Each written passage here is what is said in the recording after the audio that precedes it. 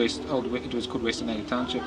It had it had an open grid that basically met Main Road, and basically when it was redeveloped, the purpose was to limit pedestrian connectivity between the white suburb of Triumph and the now coloured township of Westbury. So it's textbook spatial injustice, textbook apartheid planning. It's probably the purest example of a kind of forced removal to redevelopment of apartheid planning. If you look at Triumph and Westbury as one entity. Westbury, in its 1 kilometre radius, is made up of 5 different housing typologies from its development over time, after it was erased. And I think that alone gives light to the intricacy of Westbury as a suburb, and also how it's been infilled over time by the residents of Westbury, and it's always been in the nature of appropriation of what was provisioned for Westbury originally and what the residents have kind of take ownership of and changed. So it's liminal things like a bench into a checkerboard, or it's a boundary wall into a tuck shop, or it's a garage into an entire business. And I think that speaks volumes for Westbury's plan of action and Westbury as a community.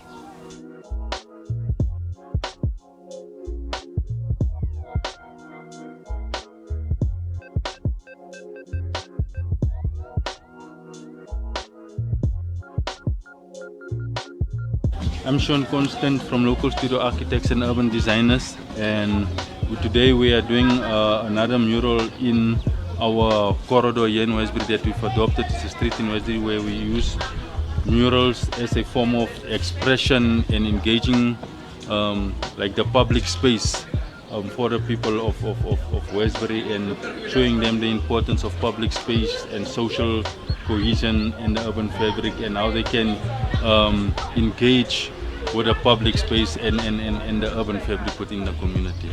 His story is fascinating. I think he's always had huge potential to be a leader and to be a community change agent and to be an entrepreneur, but I think he was kind of a real victim of circumstance in Westbury. I knew him from that point, and just seeing him, I think we gelled quite well together. Where I tried to find my practice on quite strong social values, but you can't really do that if you don't have good research facts to back it up. What are we reacting to, what are we working with? And it just worked very well that Sean has been there since the beginning of the practice, because he's always there to provide real background and evidence to what we assume as kind of white architects is the problem in the city. And he's definitely shaped our agenda, how we approach problems, how we just think about a context, and I think it's made us more successful, because it's always nice to have that kind of voice deep embedded in your practice. This is us pretty much processing the differences between working for the city in the development of the Westbury Bridge back in 2016 versus working alongside Sean as he spearheads this grassroots initiative of the Crucis Corridor. The ideal world is where grassroots includes expertise, but professionals don't necessarily decide direction and what to implement from outside. Grassroots, it only has a time span to it, and those time spans are quite short. Where if you look at multi-million projects like the bridge, the time span's supposed to be longer, but it gets vandalized. And the reason why I think Sean's involvement and agents like him is that it's continuous development.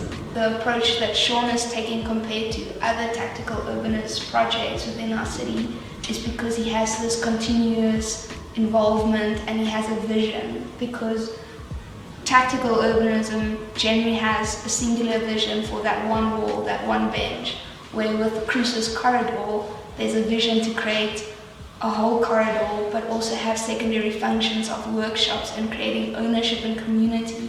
And I think that is why it's being protected, and not vandalized. So Sean's mural is not, I would say, is not a practice of individual expression. It's not a case where he chooses an artist to come and prettify the wall or the surface.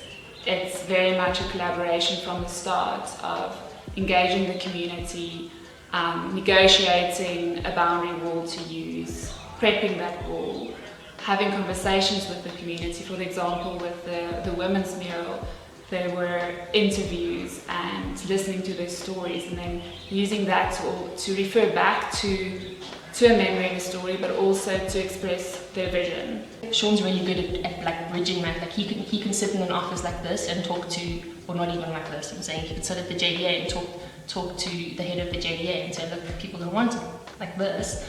But then you can also sit in a room full of Westbury residents and explain kind of the city's mandate. So I think Sean is the bridge. I think people like Sean are the bridge. So the people vandalized the Riavaya station, and for the past 2 years it has been like this, you know. Nobody has came back, the government, to like re-implement. I thought a lot about why. I mean, on many levels it's a success, but I think on many levels it's also a failure. And I've thought a lot about that. We've got to face the one reality that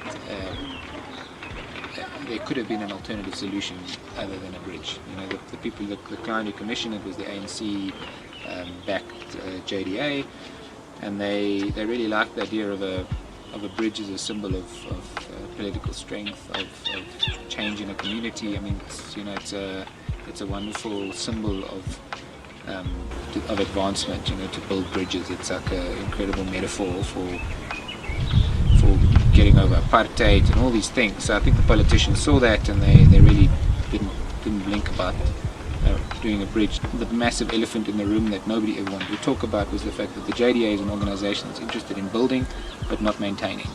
And that seems to be the problem in most developing cities globally. It's the issue of public sector taking ownership of infrastructure. It just doesn't happen. So what is the answer? Is that we have to build, we're building prisons, and that's why you see the bridges that you see over the N1 or the N3.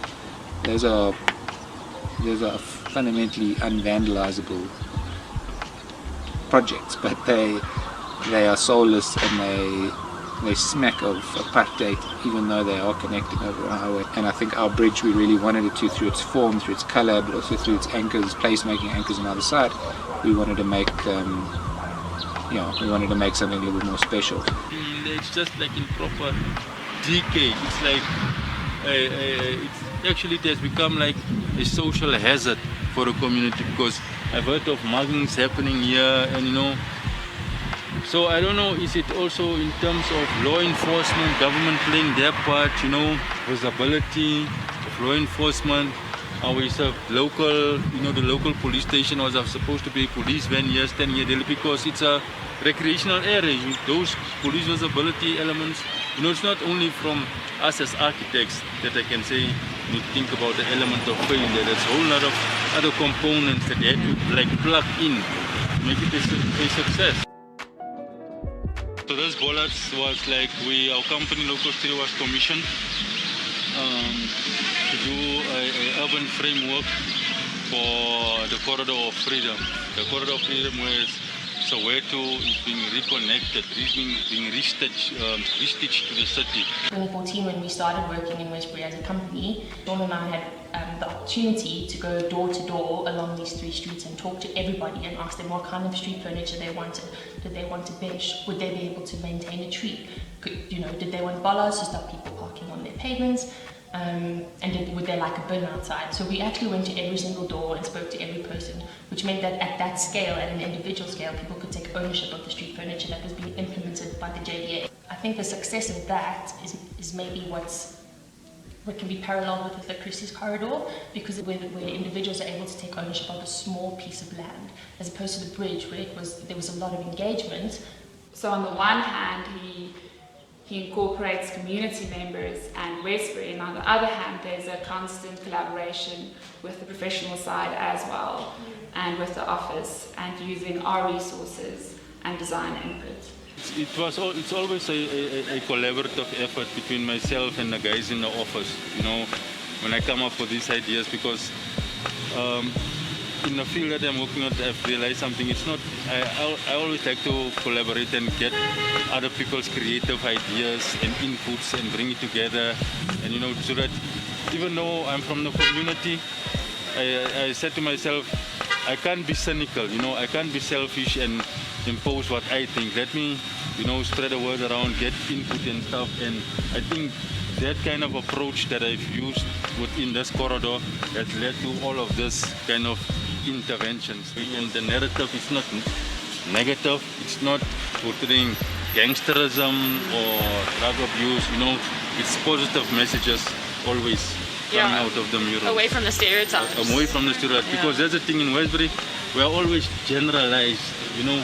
You can be like a doctor, a professor, but when you say you're from Westbury, like, oh, Westbury, oh, well, it's like the capital of gangsterism and drug peddling, and but there's never a positive story like Westbury, a certain section.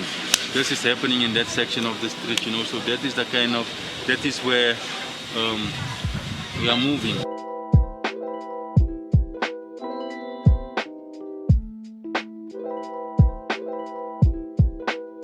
People, they were living from food parcels and handouts and stuff, and I just came up with this, like, to say, you know, it's like aware, like as alles alright today, is everything amidst this pandemic, is everything alright at home, you know, and this mural is a dedication to like the people of the community during the pandemic, like aware, just like also aware.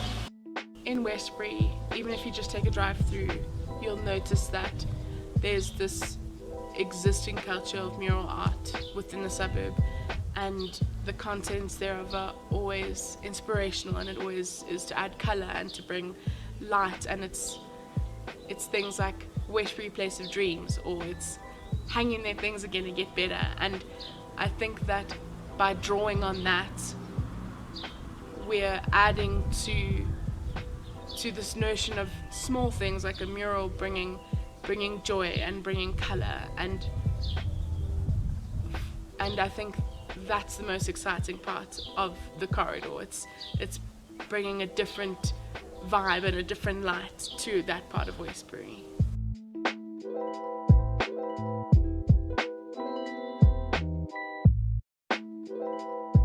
So what happened is they asked you for a mural, right? Yeah.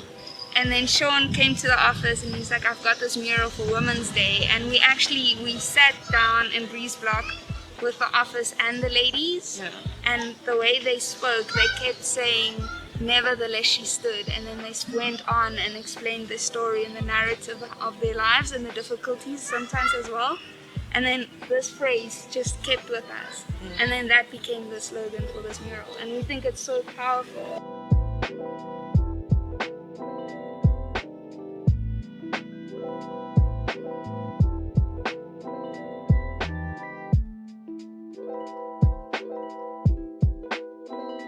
We're an office of very like-minded people, and projects like this bring us so much joy. And it's often about moving away from just making architecture and actually just enjoying space and enjoying being in a community. And that's what we really love about architecture, is those smaller joys. Westbury.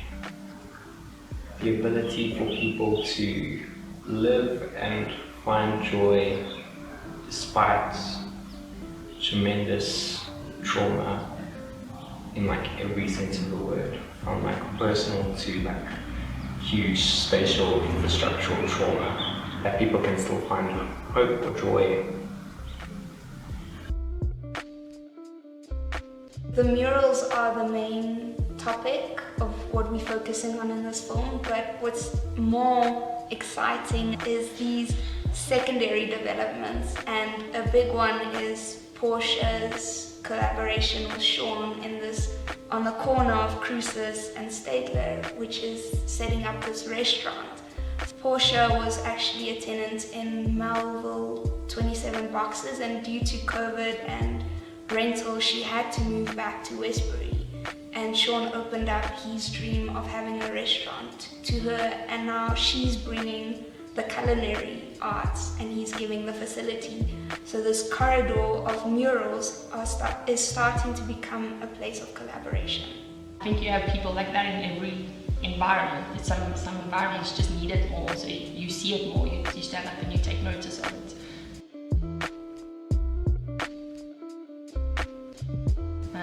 And I think it happens like incrementally. It's not like a big thing like this bridge that came in and kind of landed. It's something that happens slowly, and I do think it happens in a lot of suburbs. And I think the less that civic institutions do, the more people are getting involved to like fill that